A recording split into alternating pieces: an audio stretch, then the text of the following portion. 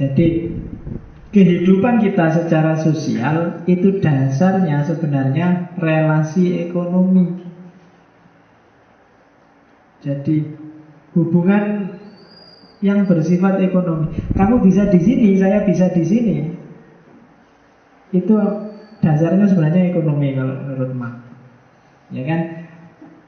Kamu bisa di sini karena mungkin punya motor. Saya juga punya motor. Kemudian kamu punya kenalan-kenalan karena kamu bisa kuliah. Yang nggak bisa kuliah nggak bisa nyampe sini dia.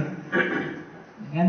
Kamu bisa nyampe sini juga karena ya mungkin kamu sempat baca-baca filsafat. Yang nggak ngerti filsafat yang di kampung-kampung juga nggak akan mungkin nyampe sini. Kamu relasinya sebenarnya diawali dari ekonomi. Apalagi hukum juga awalnya juga relasi-relasi ekonomi, sosial, agama juga sering-sering gitu kan. Siapa yang jadi kiai, gimana posisinya kiai terhadap umatnya, gimana posisinya pendeta, itu sebenarnya semuanya relasi ekonomi. Nanti kita lihat gimana berpengaruhnya economic base.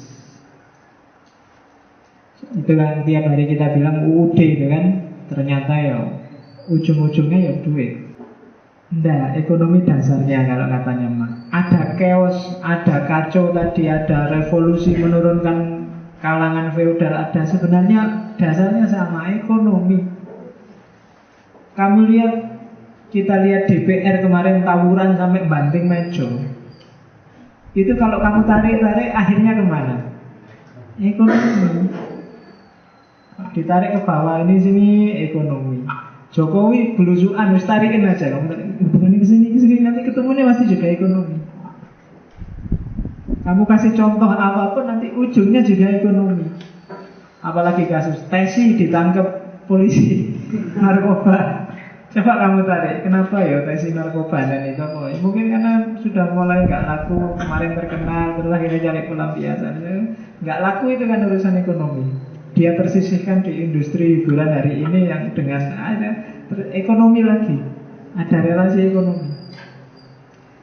Sampai hari ini yang grupnya KIH sama grupnya KMP nggak selesai-selesai tawuran. Itu kalau kamu tarik-tarik, oh iya, sebenarnya urusannya ekonomi.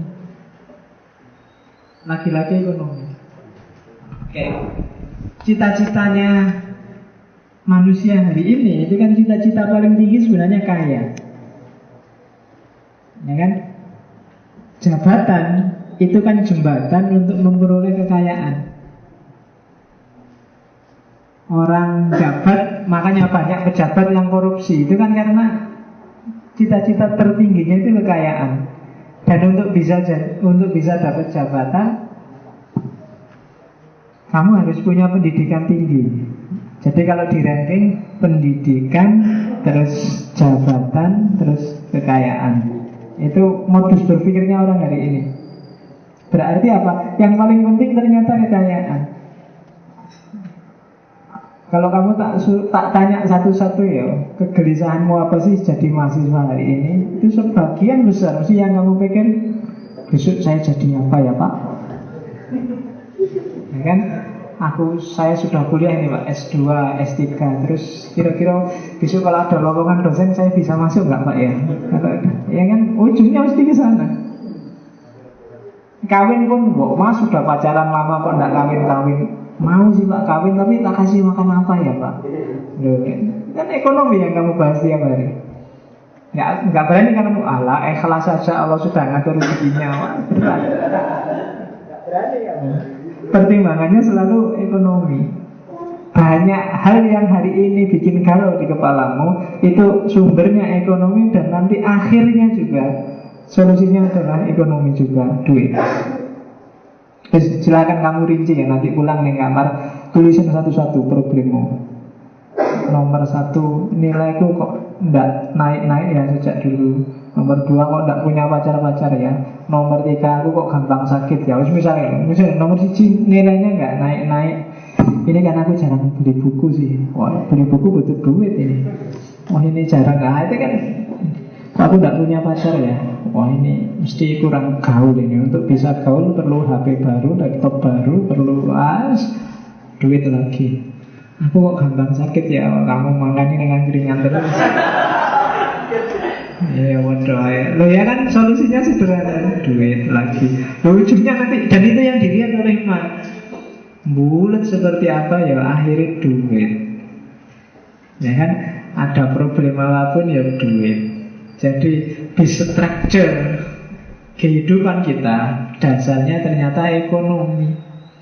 Kalau ekonomi beres, itu apapun beres biasanya. Kalau ekonominya nggak beres, oh itu biasanya mengimbas ke yang lain.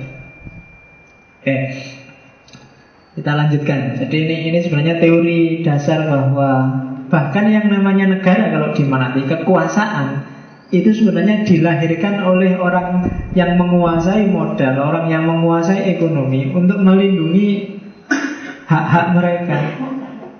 Adanya negara kan melindungi biar orang kaya haknya nggak diambil orang-orang yang miskin. Kemudian diatur gimana caranya kan gitu. Jadi katanya Mark, simple, kita nggak perlu analisis daki-daki, nyari filsafat lah, nyari teori apalah, hermeneutik lah, apa, tidak penting. Kalau duitnya tidak,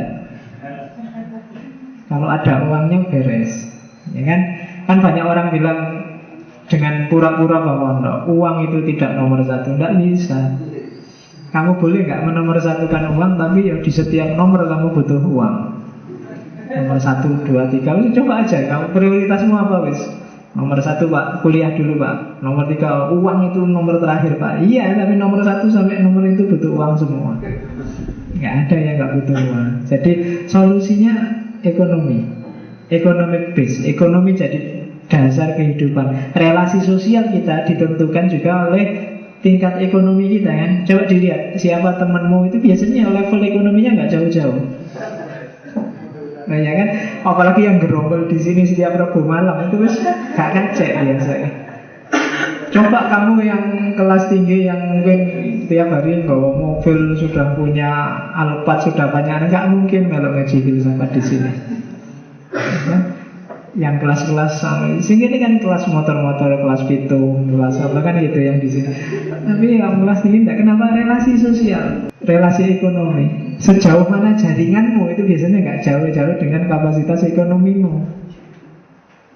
Oke, ya mungkin kamu kenal orang-orang besar, tapi yang besar itu begitu kenal kamu biasanya terus lupa. Kenapa? Level ekonominya beda. Ya kan? Dia tidak mungkin jadi akrab gaul sama kamu. Kenapa? Levelnya beda.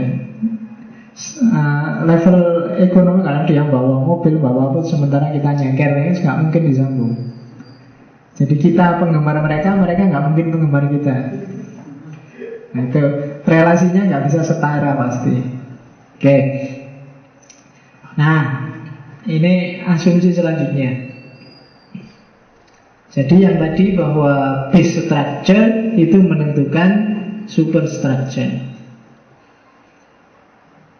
Yang superstructure dan base structure tadi itu menentukan kesadaran.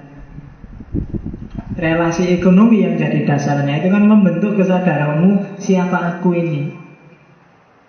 Aku itu wong melarat Pak, aku itu wong biasa-biasa Pak, kuatku yo segitu Pak, kuatku itu membentuk kesadaran. Jadi relasi ekonomi menentukan kesadaran dan menentukan relasi sosial. Yang kayak tadi tak ceritain, jaringanmu itu ya tidak akan jauh-jauh dari level ekonomimu. Kenapa? Karena kamu sadar siapa dirimu. Justru mungkin akan jadi penderitaan luar biasa kalau kamu tidak sadar level ekonomimu. Ya kan, 1 bulan penghasilanmu berapa, gayamu ingin kayak konglomerat, kamu ingin HP terbaru terus, kamu ingin iPad terbaru, ingin baju paling, itu malah tidak sadar diri, malah kamu sengsara. Jadi mode produksi, level ekonomi itu menentukan kesadaran. Dan kesadaran dari level ekonomi itu menentukan relasi sosial. Dari situ nanti lahir kelas. kelas sosial. Oh iyalah, filsafat masjid ya level kita lah. Nanti ada mungkin filsafat level hotel, ada filsafat level. Nah kalau kita level baru level itu dari kelas. Kita merasa senasib satu level. Ini kan kesadaran bersama. Iya Pak, saya aslinya nggak filsafat sih Pak. Ngerti filsafat sidik-sidik, teman-teman coba gitu lah. Melahirkan kesadaran, melahirkan kelas baru. Dan dari relasi antar kelas itu nanti lahir negara, lahir politik. Jadi arahnya begitu. Diawali dari base structure yang ekonomi, yang berpengaruh ke bidang yang lain. Dari situ terus muncul kesadaran kelas. Dari situ lahir dunia sosial. Yang dunia ini harus ditata. Terus orang butuh negara. Jadi jeluntrungannya di situ. Setiap orang, kamu sadari apa enggak, sebenarnya kamu sudah punya identifikasi kelas. Misalnya kamu lihat konglomerat kayak apa, artis kemarin sebut Raffi Ahmad kawin gitu kan. Begitu lihat Raffi Ahmad, kawin kayak gitulah, otomatis kamu sadar, tidak mungkin aku iso kayak ngono. Kenapa tidak kelasnya? Kamu sudah ngerti. Jadi kesadaran kelas. Kamu lihat misalnya jalan-jalan di mall, kamu lihat cewek cakepnya luar biasa. Begitu kamu lihat, cakep ya tapi tidak mungkin mau sama aku. Kenapa? Kamu sadar kelasmu. Itu kesadaran kelas. Ya mungkin ketemu yang selevel sama kamu baru kamu mau suat-suit. Tapi kayak gitu tidak level mesti. Hanya enak dilihat. Nggak mungkin mau sama aku kan gitu. Dan kamu nggak nyoba-nyoba bodoh. Kenapa? Kamu tahu kapasitasmu, kamu ngerti kelasmu. Itu kesadaran kelas. Mungkin kamu punya teman kaya luar biasa, terus ke kampusnya bawa mobil keluaran terbaru, kan kamu juga otomatis bilang, oh itu berarti laisa minna. Jadi minna wa minhum. Itu kesadaran kelas. Ya macam-macam sih, nggak cuma itu kesadaran kelas itu ya termasuk aku tahlilan, dia nggak tahlilan, itu kesadaran kelas. Aku KIH, dia KMP, itu kesadaran kelas. Aku itu sebenarnya kelas-kelas terbentuk variatif sekali, tapi dasarnya pasti ekonomi. Awalnya itu pasti ekonomi. Jadi kesimpulannya apa? Struktur ekonomi itu menentukan tindakan, menentukan perilaku. Dan secara tidak sadar ada namanya determinisme. Determinisme itu Jabarian itu kayak Jabariyah itu loh. Jadi kamu dipaksa, fatalisme secara fatal oleh kelasmu. Kamu nggak bisa mengelak. Kamu gaya kayak gimana pun orang tetap ala, kamu kelasmu kan gitu. Susah kamu nutupi kelasmu, kenapa? Karena kamu dibentuk oleh masyarakatmu sesuai dengan klastermu. Yang kamu pikirkan, yang kamu lakukan, yang kamu omongkan, gayamu tiap hari itu sebenarnya determinasi dari kondisi sosial. Yang kondisi sosial itu didasari oleh kondisi ekonomi. Nggak bisa dibohongi. Itu sudah levelnya. Itu makanya disebut determinisme. Jadi yang menentukan, kalau di Islam kan ada Jabariyah. Jabariyah itu deterministik, tapi yang menentukan Allah. Nah, ini determinisme ekonomi.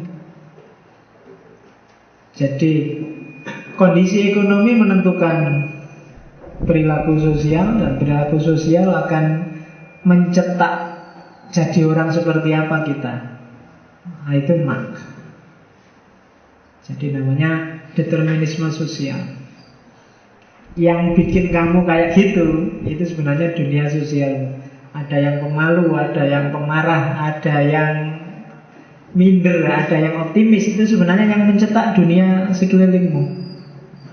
Kamu nggak sadar aja. Kamu merasa ini aja yang benar. Ya enggak, yang marah kan Pak. Hidup itu harus tegas. Kalau nggak marah, kelemak-kelemek nggak seru. Ini sebenarnya kamu dilahirkan oleh lingkungan sosial.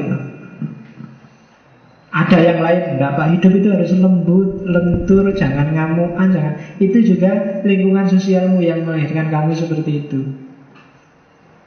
Jadi ada ekonomisme yang jadi dasar. Dari ekonomi lahir perilaku sosial, dan perilaku sosial itu nanti yang mendeterminasi perilaku kita sehari-hari. Itu teorinya Karl Marx.